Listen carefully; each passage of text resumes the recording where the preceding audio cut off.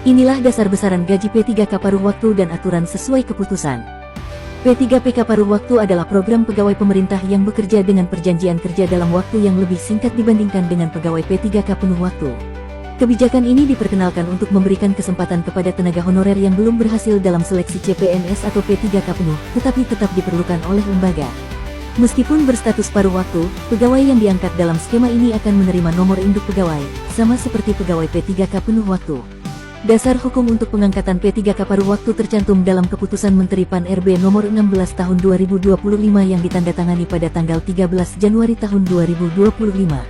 Dalam pasal ke-19 Keputusan Menteri PAN-RB nomor 16 tahun 2025, diatur bahwa gaji pegawai P3K paruh waktu minimal adalah sama dengan penghasilan yang diterima saat masih menjabat sebagai pegawai honorer. Selain memperhitungkan gaji terakhir saat menjadi pegawai non-ASN, gaji P3K paruh waktu pada tahun 2025 juga bisa mengacu pada upah minimum yang diterapkan di setiap daerah, baik upah minimum provinsi maupun kabupaten atau kota.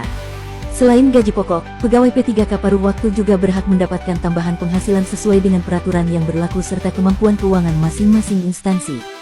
Dengan mekanisme ini, gaji P3K paruh waktu dari lulusan SMA maupun yang berpendidikan lebih tinggi dapat setara, karena penetapan gaji tidak bergantung pada tingkat pendidikan. Selain itu yang diatur dalam keputusan ini diantaranya, jabatan yang dibutuhkan, pengadaan P3K paruh waktu difokuskan untuk mengisi kebutuhan di bidang guru dan tenaga kependidikan, tenaga kesehatan, tenaga teknis, serta pengelola dan operator layanan operasional. Masa kerja, pengangkatan didasarkan pada hasil seleksi ASN tahun anggaran 2024 dan akan menjalani perjanjian kerja tahunan. Upah dan gaji, gaji yang diterima adalah paling sedikit sesuai dengan besaran yang diterima saat menjadi pegawai non-ASN atau sesuai upah minimum yang berlaku. Kewajiban, P3K paruh waktu memiliki kewajiban untuk setia pada Pancasila, UUD 1945, pemerintahan yang sah, dan mematuhi hukum.